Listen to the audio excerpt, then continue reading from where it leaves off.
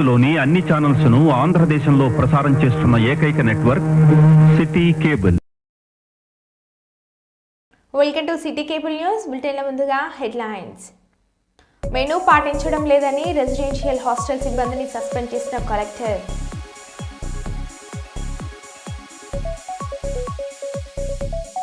చిత్తూరు జిల్లా కుప్పంలో తిరిగి ఎన్నికలు నిర్వహించాల్సిందే అని పెద్ద బంగారు నత్తం గ్రామస్తుల డిమాండ్.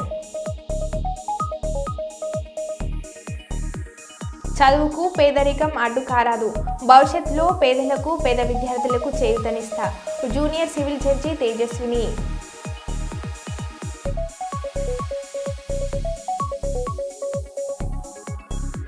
ఇల్లంతులో సందడి చేసిన Dhee dance show 2024 winner Janu Lyri ఘనంగా సన్మానించిన దండు సారయ్య.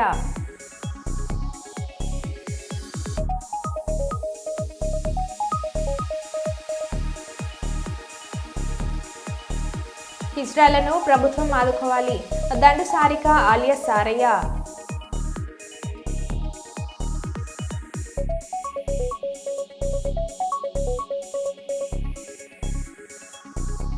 ఇక వివరాల్లోకి వెళ్తే, గువేరా ఫిలిమ్స్ నిర్మాణ సారథ్యంలో నిర్మాణం అవుతున్న ప్రొడక్షన్ నెంబర్ 1 సినిమా యూనిట్ పాలకుర్తిలోని శ్రీ సోమేశ్వర లక్ష్మీ నరసింహస్వామిని వారిని దర్శించుకున్నారు.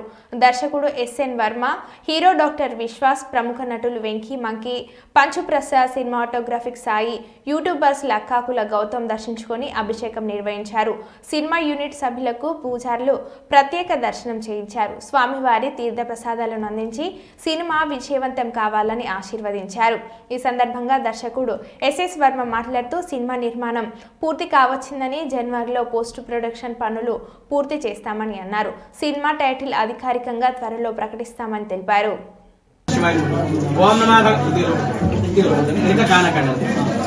ఓం నమో భగవతే రుద్రాయ. ఓం నమస్తే రుద్రమన్యవ ఉతోదైషవే నమః. నమస్తే స్తనమనే బాహుభ్యామతే నమః. యాతైషు శివతమః శివం బహూవతే నమః. శివాచరవ్యా జాతమతయా నర్తమయా యాతే రుద్రశివా తనూరఘోరా పాపకాశని దయానస్తనువాశంతమయా గిరిశంతామజాగణేః. యాభిషంగిరిజందహస్తే విభరితస్తవే శివాంగిరస్తదాం కుర్మాహికం సే పురుషం దిగదు. శివేర్వదసాత్మాగిరి సాక్షావదామసే యథానస్రం లక్ష్మణం సమనాసదు. అధ్యవోర్ధవత్యాః ప్రథమో దేవ్యో విజగు అహేవచ్చ సర్వాః శంభయన్ సర్వాః ఆశ్రయాధ్యాన్యః సౌర్యస్తాంబరో అరుణతముఖస్వమంగళః ఏచే వాగ్మృత్రావిదో దిక్షస్నాः సహస్రజः వైశాఖంభేణ ఈమహే అసయ్యావ సర్పద్రీలగ్రీవావలాహితः ఉతైనం గోపా అతుషన్నదన్హార్యः ఉదైనం విశ్వాభూతాదసదృష్టామృణయాత్నః నమో అస్మనీలగ్రీవాయ హస్రాక్షాయ మేధసే అథో ఏ అస్సత్వానాహందేభ్యాకరణ్యమః ప్రపంచధన్వనస్తు భయోరాత్మయోర్జాం యాశ్చదే అస్మిషమఃపరాతా భగవాపవ అవదత్యధనస్వగం సహస్రాక్షిషుషే విశేష్య శల్యానాం ముఖాశివనస్మనా భవ విద్యంధనః ప్రవర్తనాభిషద్యోగానభాగస్పద అనేసన్నస్యేనవ. ఇటీవల ఆంధ్రప్రదేశ్ రాష్ట్రంలో వెలువడిన ఏపీ జూనియర్ సివిల్ జడ్జి ఫలితాలలో నల్గొండ జిల్లా కొండమల్లెపల్లి పట్టణానికి చెందిన నూతన ఘంటి ఈశ్వర్ వంగల కుమార్తె నూతన ఘంటి తేజస్విని ఆంధ్రప్రదేశ్ జూనియర్ సివిల్ జడ్జిగా ఎన్నికయ్యారు. ఈ సందర్భంగా ఆమె మాట్లాడుతూ, చదువుకు పేదరికం అడ్డు కారదని, పట్టుదలతో చదివితే ఉన్నతంగా ఎదగవచ్చని సూచించారు. నా ఎదుగుదలలో నా తల్లిదండ్రుల పాత్ర కీలకమైందని అన్నారు. ఆడపిల్లలకు లా చదువు ఎందుకనే విమర్శలు నా తల్లిదండ్రులు నేను ఎదుర్కొన్నామని ఆవేదన చెందారు. విమర్శించిన చోటే సన్మానించబడినందుకు చాలా సంతోషంగా ఉందన్నారు. ఏపీ జూనియర్ సివిల్ జడ్జిగా ఎన్నికైన తేజస్విని కొండమల్లెపల్లి మండల వ్యాప్తంగా ప్రజాప్రతినిధులు, రాజకీయ నాయకులు, వ్యాపార వర్గాలు, కుల సంఘాలు, విద్యా సంస్థల వారు ఘనంగా సన్మానించి అభినందించారు. పెట్టుకొని ఉన్నా నా మైండ్ లో, ఇంకా నేను చదువుతున్నానేమో, ఇంకా ఏదో మిగిలిపోయింది జీవితంలో చేయడానికి అని. నాకు ఈరోజు చాలా సంతోషంగా ఉంది. ఇక్కడ ప్రతి ఒక్కరు నా పేరెంట్స్ ని పొగుడుతున్నారు. ఎందుకు అంటే ఈ చర్చ అవ్వడంలో నా పాత్ర ఎంత ఉందో, నా పేరెంట్స్ అండ్ మా అన్నయ్య పాత్ర కూడా అంతే ఉంది. మీరు అంటే అందరూ ఒక అమ్మాయిని ఎన్ఎల్పీ చేయడానికి ఎవరు ధైర్యం చేయరు. అండ్ మా పేరెంట్స్ దీనికి ఒప్పుకున్నందుకు మా పేరెంట్స్ కూడా చాలా మాటలు పడాల్సి వచ్చింది. చాలా మంది చాలా మాట్లాడినారు, ఏంటి అమ్మాయిని ఎన్ఎల్పీ చేపిస్తున్నారు అని. అండ్ అది కూడా నేను ఎన్ఎల్పీ హైదరాబాద్ లో లోకల్తో చేయలేదు, ఢిల్లీకి వెళ్ళిపోయాను. ఢిల్లీకి పంపించడం అనేది మా ఆర్థికంగా కానీ సామాజికంగా కానీ మా పేరెంట్స్ చాలా ఎదుర్కొన్నారు. దానికోసం మా అన్నయ్య చాలా సపోర్ట్ చేశారు. అండ్ ప్రతి ఒక్కరికి ఇప్పటి వరకు మా పేరెంట్స్ చాలా సమాధానం చెప్పుకున్నారు. ఢిల్లీ నుంచి వచ్చాక కూడా 1 సంవత్సరం మొత్తం ఇంట్లోనే ఉన్నాను. అందరూ మా పేరెంట్స్ ని అడుగుతుండే. 1 సంవత్సరం నుంచే నేను ఇంట్లోనే ప్రిపేర్ అవుతున్నాను. నేను ఢిల్లీలో ఎల్ఎల్బి కంప్లీట్ చేశాను. డిగ్రీ నిజాం కాలేజ్లో చేశాను హైదరాబాద్లో. ఆ తర్వాత ఇక్కడ చాలా ప్యాషనేట్ గా ఉండే ఎల్ఎల్బి చేయాలి అని. ఊరికే ఎల్ఎల్బి చేసి లో ప్రాక్టీస్ చేయడం కాకుండా ఇంకేదైనా చేయాలి, లా చేసి ఇంకా 10 మందికి ఉపయోగపడాలి అనే ఉద్దేశంతో ఇంకేదైనా సాధిస్తే బాగుండు అని ఢిల్లీకి వెళ్ళాల్సి వచ్చింది. ఢిల్లీకి వెళ్ళడం అంత ఈజీ కాదు, మీకు తెలుసు. మా డాడీ ఆర్థికంగా కానీ సామాజికంగా చాలా సపోర్ట్ చేశారు. ఎవ్వరు ఎన్నిసార్లు వద్దు అమ్మాయిని ఢిల్లీ పంపించడం అవసరమా అని చెప్పినా కూడా మా డాడీ మమ్మల్ని నా మాత్రం దీనికైతే అసలు కాదు. నేను ఎవరికి ఉపయోగపడట్లేదు. ఒక అసిస్టెంట్ ముందు కూర్చొని జాబ్ చేయడం ఇది కాదు, నాకు కావాల్సిందని నాకు చాలా గట్టిగా అనిపించింది. సో మా మమ్మీ అండ్ మా డాడీ ఇద్దరితో ఒకసారి కూర్చొని మాట్లాడితే నాకు నేను జాబ్ మానేద్దాం అనుకుంటున్నాను, ఇంకా ఫినాన్షియల్గా కాస్త సపోర్ట్ చేయాలి, నేను చదువుకుందాం అనుకున్నప్పుడు వాళ్ళు ఏ అబ్జెక్షన్ చెప్పలేదు. ఒక జాబ్ మానేసి ఇంట్లో ఉండే చదువుకో, ఎవరు ఏమన్నారు, నువ్వు 1 సంవత్సరం కష్టపడు, మనం ఎందుకు ఉన్నత శిఖరాలు అందుకోవద్దు అన్న ఉద్దేశం వాళ్ళకు. అండ్ మమ్మీ కూడా చదువుకున్న పర్సనే. మమ్మీ ఒకప్పుడు టీచర్, గవర్నమెంట్ జాబ్ కూడా మమ్మీకి వచ్చిండే, కానీ చిన్న చిన్న మార్క్స్తో మిస్ అయింది. అండ్ డాడీ కూడా ఫస్ట్ నుంచి పాలిటిక్స్లో ఉన్నారు. ఇప్పుడు అంటే డాడీ యాక్టివ్గా లేరు పాలిటిక్స్లో. కానీ నేను ఎల్ఎల్బి తీసుకోవడానికి కారణం మా డాడీ ఇన్ఫ్లుయెన్స్. అప్పట్లో మా డాడీ మంచిగా చాలా మందికి సర్వీస్ చేశారు. సో డాడీ సోషల్ సర్వీస్ లో ఉన్నందుకు నాకు ఇటువైపు బాగా ఇంట్రెస్ట్ వచ్చింది. నేను అందరిలాగా చదవడం అనేది అంత ఈజీ కాదు. యూపీఎస్సీ, సివిల్స్, ఈ జ్యుడిషియరీ ఇవన్నీ చాలా టఫ్ ఎగ్జామ్స్, కానీ ఇంపాసిబుల్ అయితే కాదు. సో దానికి నేను చదవడం ఒక్కటి చేస్తే మిగతా బ్యాక్గ్రౌండ్ వర్క్ మొత్తం మమ్మీ డాడీ చేశారు. అని మా అన్నయ్య కూడా. ఈ రోజు నాకు మీ అందరి ముందు నా నిల్చొని మాట్లాడుతుంటే నాకు చాలా సంతోషంగా ఉంది. పర్టికులర్లీ ఇక్కడే పుట్టి ఇక్కడే చాలా హ్యాపీగా ఉంది. అండ్ నేను ఖచ్చితంగా ఎస్సీ, ఎస్టీ, బీసీ వాళ్ళందరికీ ఏదో ఒకటి చేయాలి. అండ్ మీ అందరి పిల్లలు కూడా ఏదో ఒకటి సాధించి సక్సెస్ అయ్యి నేను వాళ్ళని సన్మానించాలి. మీ ఇంట్లో పిల్లల్ని కూడా చాలా బాగా చదివించండి, ఎంకరేజ్ చేయండి. అమ్మాయి అయినా అబ్బాయి అయినా ఎవరికి మా పేరెంట్స్ అయితే ఇప్పటివరకు తేడా చూపించలేదు. ఆ వివక్ష సొసైటీలో ఉందేమో, కానీ మా ఇంట్లో మాత్రం మమ్మీ డాడీ ఇద్దరు చదువుకున్న వాళ్ళు కాబట్టి ఏమో వాళ్ళు చాలా ఉన్నతంగా ఆలోచించారు. మొదటి నుంచి వాళ్ళు ఎలాంటి ఒక రెస్ట్రిక్షన్ పెట్టడం కానీ, ఇలా చేయొద్దు అమ్మాయిలకు అవసరం అయ్యిందండి, ఇలాంటివి ఏది ఒక మాట మాట్లాడలేదు ఇప్పటివరకు. ఏదైనా సరే జెండర్తో సంబంధం లేకుండా ఖచ్చితంగా సాధించాలి అన్న ఉద్దేశం మాత్రమే ఉండే వాళ్ళకి ఫస్ట్ నుంచి. సో ఒక 20 years నుంచి మా డాడీ పడ్డ కష్టం, మమ్మీ పడ్డ కష్టం, ఈ రోజు వాళ్ళు ఇంత ఆనందంగా ఉంటే నాకు ఇది చాలా ఇంకా నా లైఫ్ కన్నా అన్న ఫీలింగ్. నేను పుట్టి పెరిగిన ఊరికి మనందరికీ ఖచ్చితంగా ఏదో ఒకటి చేయాలి, ఏదో ఒక విధంగా ఉపయోగపడాలి, అందరు మనలానే ఇంకాస్త డెవలప్ అవ్వాలి మనం ఈ కమ్యూనిటీలో ఉండి అని చాలా కోరుకుంటున్నాను. ఎవరికి ఏదైనా అవసరం ఉన్నా, సాయం ఉన్నా నేను ఖచ్చితంగా ముందుంటాను చేయడానికి. And I'm so happy. Thank you. Menu పాటించడం లేదని రెసిడెన్షియల్ హాస్టల్ సిబ్బందిని సస్పెండ్ చేసిన కలెక్టర్ భువనగిరి. పట్టణంలోని తెలంగాణ సోషల్ వెల్ఫేర్ రెసిడెన్షియల్ హాస్టల్ని ఆకస్మిక తనిఖీలు చేసిన కలెక్టర్ హనుమంతరావు. మధ్యాహ్న భోజనంలో కొత్త మెనూ పాటించడం లేదని, గుడ్లు సరిగ్గా లేవని, పెరుగుకు బదులుగా మజ్జిగ పెడుతున్నారని, పిల్లలతో పనులు చేస్తున్నారని కేర్ టేకర్ రమేష్ను సస్పెండ్ చేసిన కలెక్టర్ స్కూల్ ప్రిన్సిపల్కి షాగోస్ నోటీసులు జారీ.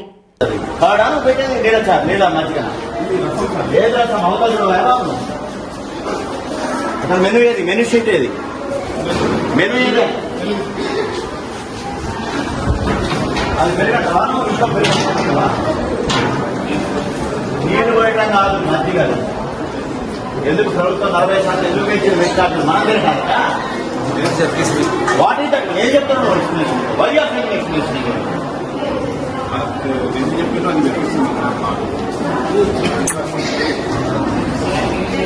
మెనూ ఏది? మెనూ డిస్ప్లే డిస్ప్లే స్కూల్లో పెట్టా తినేది ఇక్కడ పెట్టాలి కదా ఒకటి. You should display the flexi here, not in school. తినే దగ్గర ఉండాలి.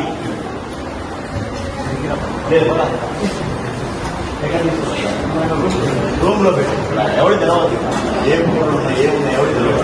I suspend, I give show confirmation. You explain.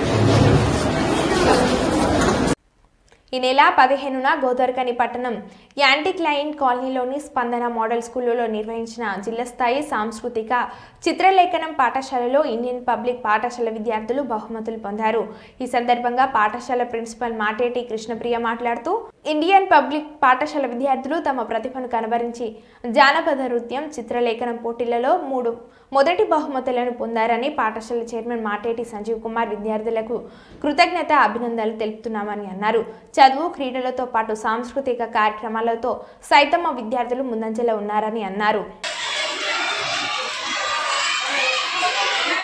On 15th December, that is on Sunday, at 18 Klein Colony, Spandana Model School has conducted district level folk dance and drawing competitions, where our students participated in drawing as well as folk dance. We are very proud to share this result with you all, that in drawing we got 2 first prizes, that is in the category of pre-primary and primary, and in folk dance we secured again the first prize. You can see these are our winners. So in the district level folk dance competition we secured the first prize, and district level drawing competition our pre-primary kid and primary kid secured the first prize, and in higher category our 10th class student Srivatsal has secured the consolation prize. We are very proud of our students. So as said, not just in academics and sports, we are top in culturals as well. So hearty congratulations to our chairman sir Sanjeev sir and our teachers and our beloved students who are putting consistent efforts in bringing good name to our school. Thank you so much. Palakurthi మండల కేంద్రంలోని BRS party కార్యాలయంలో party మండలం అధ్యక్షులు పసునూరి నవీన్ మీడియాతో మాట్లాడారు. అంతకుముందు లగర్చల రైతులు అక్రమంగా కేసులు పెట్టి వారిపై 3rd డిగ్రీ ఉపయోగించి జైల్లో నిర్బంధించి రైతన్నల చేతులకు బేడీలు వేసిన కాంగ్రెస్ ప్రభుత్వ నిరంకుశ అవమాననీయ అణచివేతకు విధానాలకు నిరసనగా రైతులపై నమోదు చేసిన అక్రమ కేసులను ఎత్తివేసి వారిని వెంటనే విడుదల చేయాలని, రైతన్నలకు కుటుంబాలకు వేధించడం హింసించడం ఆపివేయాలని, రేవంత్ రెడ్డి ప్రభుత్వానికి సద్బుద్ధి ప్రసాదించాలని, జ్ఞానోదయం కలిగించాలని భారత రాజ్యాంగ నిర్మాత అయిన డాక్టర్ బిఆర్ అంబేద్కర్ చిత్రపటానికి వినతి పత్రాన్ని అందజేశారు. ఈ కార్యక్రమంలో పార్టీ కార్యదర్శి Macherla Ellaiah, FFCS chairman Bobbala Ashok Reddy, FFCS director Venu, LHPS నాయకులు మహేందర్ నాయక్, మండల నాయకులు పాల్గొన్నారు. మీరు ఒకసారి ఆలోచన చేసి ఈ యొక్క మీరు కలలుగన్న రాజ్యాన్ని చట్ట విరుద్ధంగా రైతుల మీద, లఘుచల్లో ఉన్న రైతుల మీద అన్యాయంగా అక్రమంగా వాళ్ళ భూమి గుంజుకొని వాళ్ళ మీదనే కేసులు పెట్టి వాళ్ళని జైల్లోకి పంపించి అలాగే వాళ్ళ మీద 3rd డిగ్రీ ప్రయోగించి అనేక అంశాలను వాళ్ళ యొక్క అస్తిత్వాన్ని దెబ్బతీసుకుంటూ అక్కడ ఉన్న రైతులను కించపరిచే విధంగా మొత్తంగా వాళ్ళను నియంత్రణ పోగొడుతూ రాజకీయ కక్షతోటి అనేక కారణాలతోటి వాళ్ళ భూములు గుంజుకుంటూ కేసులు పెట్టి 3rd డిగ్రీ ఇచ్చి మొన్న వాళ్ళు జైల్లో వెనక కూడా వాళ్ళ గుండెపోటు వస్తే కూడా వాళ్ళు బయటకు వచ్చి హాస్పిటల్ పోదామంటే బేడీలు వేసే పరిస్థితి వచ్చిందంటే ఇది ఏ రకంగా ఈ సమాజానికి ఇది న్యాయ వ్యవస్థకు కూడా ఏ రకంగా ఆలోచన చేస్తున్నా ఒక్కసారి ఈ ముఖ్యమంత్రి గారు చేసే ఆలోచనలను, ఈ యొక్క ప్రభుత్వం చేస్తున్న అరాచకాలను ఎవరు చెప్పుకున్నా లాభం లేదు, ఎవరు చెప్పుకున్నా కూడా దీనికి ఏది లేదనే ఆలోచనతో ఇవాళ కేటీఆర్ గారు మన రాజ్యాంగం నిర్మించిన బాబాసాహెబ్ అంబేద్కర్ గారిని ఆలోచన చేసి ఆయన కన్నా మన వినతి ఇస్తే మీరు కలలు కన్నా రాజ్యం ఎట్లుండే, ఈ రోజు జరిగే ఈ నియంత పాలనను ఎట్లా అనే ఆలోచనతో ఈరోజు అంబేద్కర్ గారికి వినతి పత్రం ఇవ్వడం జరుగుతుంది. ఇప్పటికైనా మీ ప్రభుత్వం మొండి వైఖరి వీడి ఈ ఉన్న లఘుచర్ల రైతులను వెంటనే విడుదల చేయాలి. వారి న్యాయమైన కోరికలు అన్నిటి కూడా ప్రజల పక్షాన బీఆర్ఎస్ ప్రభుత్వం మరి కేటీఆర్ గారు, కేసీఆర్ గారు ఉన్నారు కాబట్టి ఎవరు కూడా అధైర్యపడద్దు. లఘుచర్ల రైతులు వాళ్ళందరికీ అండదండగా మేము ఉంటాం. ఈరోజు అంబేద్కర్ గారికి మా విన్నపం ఏంటంటే ఇక్కడ జరుగుతున్న నియంత పాలనను మీరన్నా మీ దృష్టికి తీసుకొస్తే కనువిప్పు కలగాలన్న ఆలోచనతో ఈరోజు అన్ని మండల కేంద్రాల్లో మేము కూడా మా బీఆర్ఎస్ పార్టీ ముఖ్య నాయకులందరితోటి ఇక్కడ వినతి పత్రాలు ఇవ్వడం జరుగుతుంది. ఇక్కడైనా పార్టీ కాంగ్రెస్ ప్రభుత్వం నియంత పోకడం మానుకొని రైతులకు, ప్రజలకు న్యాయం చేయాలి, కనువిప్పు కలగాలని ఆలోచన చేయాలని కోరుకోవడం జరుగుతుంది. కాంగ్రెస్ ప్రభుత్వం లగచ్చర్ల రైతులపై పెట్టిన అక్రమ కేసులను ఎత్తివేయాలని మాజీ మంత్రి ఎర్రబెల్లి దయాకర్రావు డిమాండ్ చేశారు. లగచ్చర్ల రైతులపై అక్రమ కేసులు పెట్టడమే కాకుండా 3rd డిగ్రీ ఉపయోగించి జైల్లో పెట్టడాన్ని నిరసిస్తూ బీఆర్ఎస్ వర్కింగ్ ప్రెసిడెంట్ కేటీఆర్ పిలుపు మేరకు దేవరూపుల మండలం కామారెడ్డిగూడెం బస్టాప్ వద్ద ఉన్న డాక్టర్ బిఆర్ అంబేద్కర్ విగ్రహానికి పూలమాలలు వేసి నివాళులను అర్పించారు. వినతి పత్రాన్ని సమర్పించారు. ఈ సందర్భంగా మాజీ మంత్రి ఎర్రబెల్లి దయాకర్రావు మాట్లాడుతూ రైతుల చేతులకు బేడులు వేసిన కాంగ్రెస్ ప్రభుత్వాన్ని ఎక్కడికక్కడ నిలదీయాలని అన్నారు. నిరంకుశ పాలనను నిరసిస్తూ ప్రజలంతా అన్నదాతలకు మద్దతు తెలపాలని అన్నారు. రైతులపై పెట్టిన అక్రమ కేసులను ఎత్తివేసి జైలులో నిర్బంధించిన రైతులను విడుదల చేసే వరకు పోరాటం చేయాలని అన్నారు. రైతులకు బేడీలు వేసిన కాంగ్రెస్ ప్రభుత్వానికి తగిన గుణపాఠం తప్పదని మండిపడ్డారు. తప్పుడు కేసులు పెట్టి జైలు గురించి ఏర్పాటు చేశారు. ఇట్లా అక్రమ కేసులు ఎన్నో జరుగుతున్నాయి. మొన్న కొడంగల్ నియోజకవర్గంలో లగ్చర్లలో ఒక ఎస్టీ వాళ్ళు తన ఆ భూములు మాకు ఉండాలి అని ధర్నా చేస్తే విపరీతంగా కొట్టి ధర్నా చేసిన వాళ్ళందరినీ జైలు తొలిచారు. రైతులు వాళ్ళు ఎవరు జోలి పెట్టేవాళ్ళు కాదు, వాళ్ళ వ్యవసాయం వాళ్ళు చేసుకుంటారు. వాళ్ళ జైలు తోలుడే కాకుండా నాకు నిజం వస్తుందంటే బేడీలు పెట్టి, ఎప్పుడు రైతులకు బేడీలు పెట్టారు, బేడీలు పెట్టి హాస్పిటల్ తీసుకుపోతారు. వాడు ఏమైనా దొంగతనం చేసిండా, ఆయన ఏమైనా మర్డర్ చేసిండా, ఏమైనా అరాచకాలు చేసిండా? అంటే ఎంత అరాచకం ఒక్కసారి మనం ఆలోచిస్తే అర్థమవుతుంది. వీళ్ళ నుంచి ₹1 ఇవ్వండి, వాళ్ళ పాత బిల్లులని దాటేస్తారు. వాళ్ళకి వచ్చేది పడి అలా అడ్జస్ట్ చేసుకుంటారు. వాళ్ళు ఇవాళ జీతాలు లేక గ్రామ పంచాయతీలు ఊర్లు బాగు చేశారు, వాళ్ళు ఊర్లను డెవలప్మెంట్ చేశారు. పాత సర్పంచ్లంతా వాళ్ళ బిల్లు లేక ఆత్మహత్యలు చేసుకుంటారు.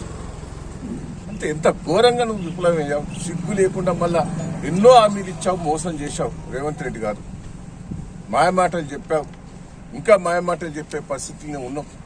నువ్వు అట్టర్లీ ఫెయిల్ అయినావు. నిన్ను సోనియా గాంధీ అసహించుకుంటాంది, రాహుల్ గాంధీ అసహించుకుంటాంది. 7 సార్లు పోయినా నీకు ఇంటర్వ్యూ కూడా ఈ రాష్ట్రంలో జరుగుతున్నాయి. మన నియోజకవర్గంలో కూడా చూశాం. చిన్నమడూరులో తప్పుడు కేసులు పెట్టి జైలుకు తోలిచ్చారు. వాళ్ళ మీద ఎన్నో కేసులున్నా, అబండాలున్నా వాళ్ళ మీద కేసులు పెట్టలేదు. అదే తిరిగా పాలకుర్తి మండలంలో కొండాపురం తండల ఆ సీనియర్ తన భార్య వస్తలేదు అని ఆవేదన చెప్తున్న ఆ భార్య నాకు దోలియాలని పోలీస్ స్టేషన్ చుట్టూ ఆయన కొట్టి, పోలీసు వాళ్ళు విపరీతంగా కొట్టి, కాంగ్రెస్ పార్టీ వాళ్ళు ఉండి కూడా పోలీస్ స్టేషన్లో కొట్టి, ఆ చనిపోయే ముందు స్టేట్మెంట్ ఇచ్చాడు. నేను ఫలానా వల్లనే చనిపోతానా, నీ విషయం తాగినా, పాయిజన్ పెట్రోల్ పోసుకున్నా అని. అంటే చనిపోయే ముందు ఏదో స్టేట్మెంట్ ఇస్తే నేను ఎస్ఐ గారి, సిఐ గారి, కాంగ్రెస్ గత ప్రభుత్వం హిజ్రాల అభ్యున్నతి కోసం పట్టించుకోవడం లేదని సీఎం రేవంత్ ప్రభుత్వం హిజ్రాల అభివృద్ధి కోసం పట్టించుకోవాలని భద్రాద్రి కొత్తగూడెం జిల్లా ఇల్లందు పట్టణానికి చెందిన దండు సారిక తెలిపారు. ఇల్లందులో హిజ్రాలతో కలిసి నిర్వహించిన సమావేశంలో మాట్లాడుతూ ముఖ్యమంత్రిగా రేవంత్ రెడ్డి కావాలని, కాంగ్రెస్ ప్రభుత్వం రావాలని ఆకాంక్షిస్తూ తాను తొలిసారిగా మేడారంలో పూజలు నిర్వహించానని తెలిపారు. పలు రాష్ట్రాలలో హిజ్రాలకు పెన్షన్ వంటి అవకాశాలు కల్పిస్తూ ఉంటే మన రాష్ట్రంలో కనీసం రేషన్ కార్డు గుర్తింపు కూడా లేదని, రేషన్ కార్డు గుర్తింపు కూడా లేకుండా పోయిందని ఇబ్బందులు పడుతున్నామని అన్నారు. కొంతమంది భిక్షాటన చేస్తూ గౌరవంగా జీవనం సాగిస్తూ వారికి ప్రభుత్వం తోడ్పాటు అందించాలని అన్నారు. తమకు ఓటు ఉన్న కేవలం రాజకీయాల్లో ఓటు ప్రాధాన్యతగానే గుర్తిస్తున్నారని, ఎంతో మంది సొంత ఇల్లు లేక ఇబ్బందులు పడుతున్నారని, హిజ్రాలకు ఇంటి సౌకర్యం, పెన్షన్, జీవన ఉపాధి సౌకర్యాలు కల్పించాలని పలువురు కోరారు. ఆ దేవుని కాడికి వాళ్ళ బాతో వస్తే బొట్టు పెట్టు ఏది పెట్టా వాళ్ళకు కోరికలు అయిన తర్వాత వాళ్ళు ఏదైనా కానుకలు ఇస్తే ఆ కానుకలతో మేము బతుకుతాం. అంతే తప్ప మాకు వాళ్ళకు తేడా చాలా ఉంటుంది.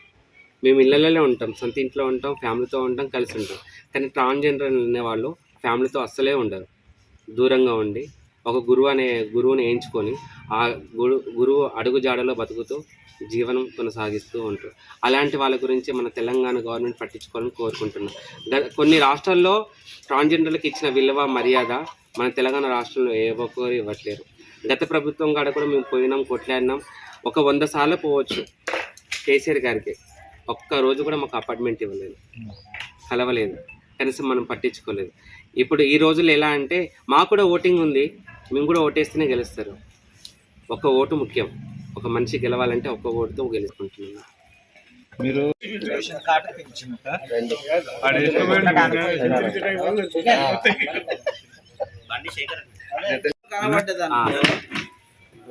అప్పుడు చెప్పు, లేకుంటే నేనే ఫోన్ చేసిన 3 సార్లు చేసిన ఒక్కసారి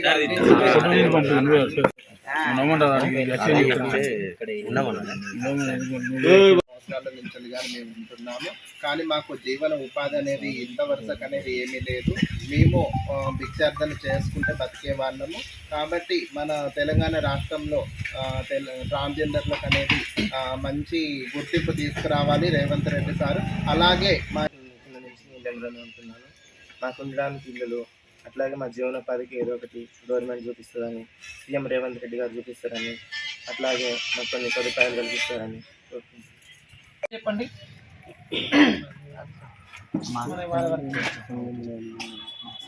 అందరికీ నమస్కారం అండి. నా పేరు రాధిక. పోలీస్ సహకారం కూడా మాకుండి కొత్తగూడెం డిస్టిక్ వాళ్ళని ఇక్కడ రానియకుండా ఈ ఉన్న ఊళ్ళని మన ఇల్లెందు మండలం ఎంతవరకు ఉందో అంతవరకు వీళ్ళని అడుక్కొని వీళ్ళని తీసుకుంటే ఎలాంటి ఇబ్బందులు ఉండవు. మీరే గుర్తించాలి. సీఎం గారిని అవకాశం ఇవ్వట్లేదు. గతంలో సీఎం గారికి గెలవాలని చెప్పేసి మేడారంకి వచ్చి తన ఫస్ట్ కంకర నేనే కట్టాను మేడారంలో. ఒక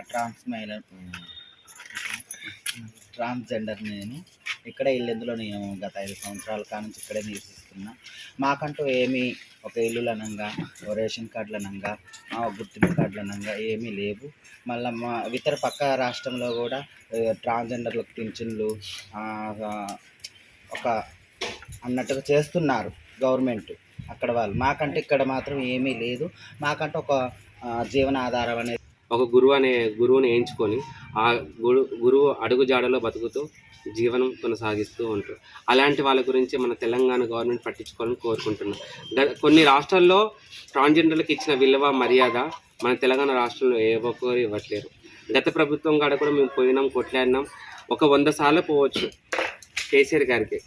ఒక్క రోజు కూడా మాకు అపార్ట్మెంట్ ఇవ్వలేదు, కలవలేదు, కనీసం మనం పట్టించుకోలేదు. ఇప్పుడు ఈ రోజుల్లో ఎలా అంటే మాకు కూడా ఓటింగ్ ఉంది, మేము కూడా ఓటేస్తేనే గెలుస్తారు. ఒక ఓటు ముఖ్యం. ఒక మనిషి గెలవాలంటే ఒక్క ఓటుతో గెలుస్తుంది. అలాంటిది మాకు కూడా ఓటు హక్కులు ఇచ్చేళ్ళు అన్నీ అనుకున్నట్టు ఇచ్చి కనీసం మాకు బతుకు తెరువు లేకుండా చేస్తూ ఉన్నారు. ఈరోజు బెక్కింగ్ చేసి ఇచ్చిన వాళ్ళని కూడా కేసు పెట్టామని సెంట్రల్ గవర్నమెంట్ నిర్ణయం తీసుకుంది. ఈరోజు వీళ్ళ పరిస్థితి ఏంటి? వాళ్ళు తినే తిండి ఎలా? వాళ్ళకి రేషన్ కార్డు లేదు, బియ్యం ఉండదు, ఏముండదు. ఎక్కడ పోయినా కానీ కేసులు అంటా ఉంటారు. మరి వాళ్ళకి కూడా బతుకు తెరువు చూపించాలి కదా గవర్నమెంట్. దాని గురించి కోరుకుంటున్నాను. నమస్తే, నేను మీ సారయ్య అలియాస్ సారిక అంటున్నాను. ఎన్నో సంవత్సరాల నుంచి జీవన ఉపాధి కోసం షాపులు ఎమ్మడి తిరుగుకుంటూ, ఇల్లు ఎమ్మడి తిరుగుకుంటూ, రూపాయి, 10 రూపాయలు, 2 రూపాయలు, 5 రూపాయల నుంచి కూడా అడుక్కుంటూ ఇల్లెందులో జీవన ఉపాధి సాగిస్తూ బతికిన వాళ్ళు చాలామంది ఉన్నారు. గతంలో మనకి హుస్సేనమ్మని తెలుసు, ఇల్లెందు మొత్తంలో తను బేకింగ్ చేసుకుని పెట్టుకునేది. తను చనిపోయిన తర్వాత వీళ్ళందరూ వచ్చేసి నా దగ్గర ఉంటూ వాళ్ళకు వాళ్ళు సంపాదించుకుంటూ ఒక 10 రూపాయలు, 100 రూపాయలు, 500 దాతలు ఎవరు ఎంత ఇచ్చినా కానీ ఎలాంటి గొడవలు లేకుండా, చికాకు లేకుండా, గలీజుగా దౌర్జన్యంగా అడగకుండా వాళ్ళు ఇప్పటి వరకైతే కొనసాగించుకుంటూ వస్తున్నారు, నా పేరు కాపాడుతున్నారు.